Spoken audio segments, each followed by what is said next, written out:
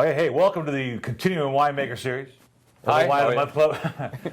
This is, you go by Doctor?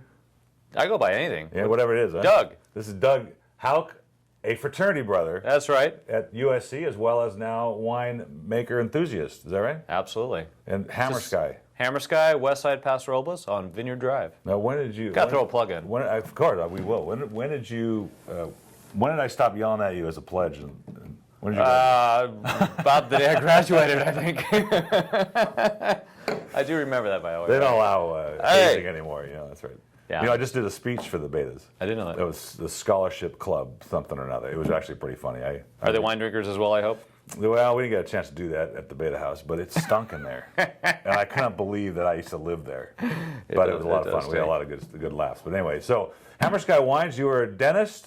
I am a dentist still. You are still a dentist, still working? Still practicing, Beverly Hills and Newport Beach. Wow, okay. And so you decided you want to get in the wine business. Yep, that's correct. And that was, then you had your head examined. Yeah, they said I was crazy. Yeah, okay. And I still did it, so I guess I am crazy. Yeah. But it's fun. It's basically a passion.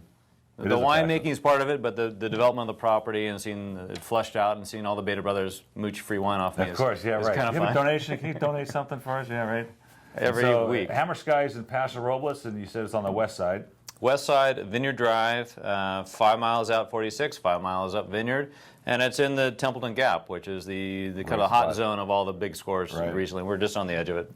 So we'll Now, be I have property which I'm selling now, which is on the very hot side. We're on Highway 46, which is a completely different environment than where you guys are. Right, you're east side. Yes. Okay. On the east side. So the wines coming out of the west side, they tend to be more elegant than the ones that come on the east side. And They say that. I don't want to rub you here, but yeah, no, I don't have any vineyards on. I'm just trying to sell the land, so I'm not worried about it. But yeah, I'm excited you're here. Well, the soils are very particular. They're Linnae Clanato 152 in that little area, and there's pockets of it. And then the coastal breezes come in the Templeton Gap, and the grapes warm up during the day, and then breeze cools them down, and they get to rest during night. So it's this real high fluctuation of highs and lows throughout the day, and they fluctuates 50 degrees every day.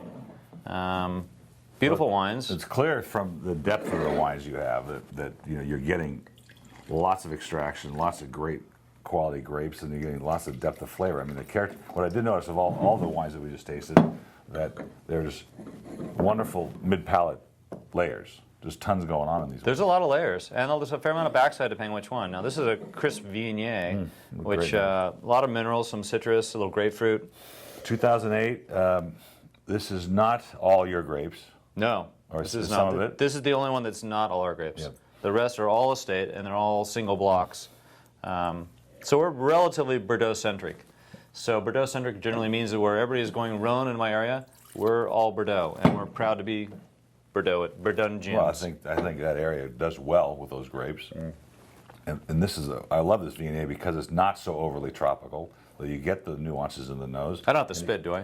You don't have to know. I love my wine. I have to do this every day, so it's I really enjoyed this wine, and I love the balance, and I love the weight on the tongue because it's got a little more weight than some of the stuff we usually get. So this is still west side. This came from down the street, but we didn't have a white, and so we had to come up with the white because people love white. Right. And the Viognier is a little more crisp. The Chardonnays are fantastic, but the Viognier is a little more true to the region, and it's a perfect 4 o'clock in the afternoon. That and a rosé, which we had last year. 100%. So you stopped making that? I put it into the bigger projects. And what was the demand is high, and what I think was the blend of that? 100% pure Merlot rosé. Really, but made to the white style. Oh boy, it was so beautiful. Sold out 2 years in a row, so it was kind of like, okay, the demand's back. Well, rosé's coming back. I know, and now's the season to pack it in. We're seeing a lot more here, from all over the world, of course. But for a long time, I couldn't sell them to save my life, so we're back to tasting them again. Now, this is your. This is called Open Invitation. It's really an interesting project because I had a lot of resistance on this one. It's a Zin Merlot blend, basically, almost a 40 to 50, and a little Petit Verdot in there. I mean, a Petit Syrah just to balance it out.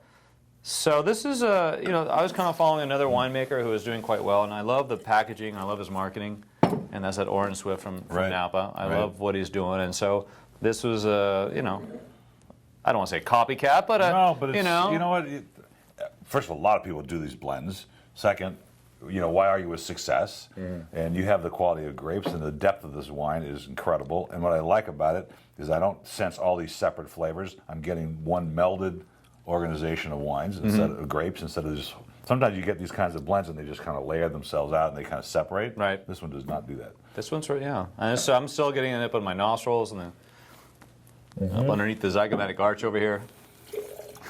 Well, of course, yeah.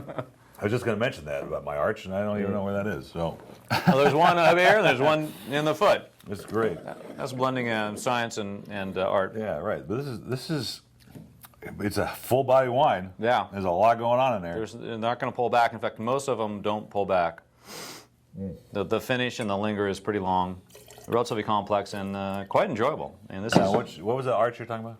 the zygomatic. It's right here. Yes, I'm getting a Cheekbone. little camphor in there. I'm getting this sort of minty character, which is really cool. So many dimensions. Yeah, I to was this just wine. getting that. You're right. A little tobacco. Yeah, And a mint, excellent. maybe. A little chocolate. Really good. And this So is that's this open is at the invitation. winery. This is at the tasting room. Tasting room, we really do sell a majority of our wines at the tasting room. We do a lot direct and with you guys. So Where is the tasting room? You said it's on Vineyard. it's on the property, 7725 Vineyard Drive, 5 miles up Vineyard. Daily? Thursday through Sunday currently. And I noticed in your brochure that there's weddings too. we do a lot of weddings. I mean, the weddings, well, we have an inn. We'll just start there. The inn was an old house that was converted. It's 112 years old. And it's an inn. And people say, oh, gosh, I'd love to get married here. It's beautiful. So then we built a barn in New Hampshire, shipped it out, had a barn raising, and now we do the kidding, weddings wow. in the barn. You had a So- barn raising too. You had Yeah. all the local guys come with their hand tools and. All the Amish showed up. No, it was nice, and it's really for the right purpose. So this is the 08 Cabernet. Cab, right? Yeah. Gorgeous. I This love one's it. kind of fun because it has, it's a beautiful Cabernet. It's got a little Malbec in there to kind of balance it out. Now we're usually using a fair amount of French oak on the Zins, a little Hungarian oak to get a little more spice and pop Yeah. out of it. I get the little Malbec in the finish here, a little spiciness. I like it. It's not too verbose, but it's got plenty of body. Yes, yeah, I like the mouthfeel. It's a little tannic, but it's still an 08. And this was selling like hotcakes at Zin Festival, which was just last weekend. Oh, really? That's great. And, the cab sold well at the Zin Festival. Yeah. It's really good. People are either tired of cab or they really like it. They were sick of really Zin. liked it. And that's what it was. I missed the. Hey, I'll take 2 bottles of that, please, and one of the other one. Yeah, right, exactly. I missed the Passarolas winemakers tasting down on the boat in Newport Beach. I try to make that every year because I actually find a lot of wines going through that tasting. Thank you so much. But we had to You were busy. pass on this. Yeah. So here's a very interesting one. I was really perplexed on what to do with this one. I was tasting on the barrel a couple of years ago and go, this is amazing. And I'm always blending it into something. And I was really confused what to do. 100% single block estate Merlot. It's really Whoever sells Merlot anyhow. no. That's right. Well, Single block. Okay, don't start that subject with me because this No. whole thing with sideways and people not buying Merlot because of that, which is the most absurd thing that ever happened. Absolutely true. Some stupid playwright. Yeah. And here, some of the biggest Bordeaux in the world, most expensive Bordeaux, like Petrus, are almost 100% Merlot. Beautiful And it's wine. finally coming back now, right? And this is a gorgeous example of Merlot from that area. And I believe you're actually completely true on that. Thank you. Really. And the issue about sideways. So yeah, we're Bordeaux centric, going everywhere but sideways.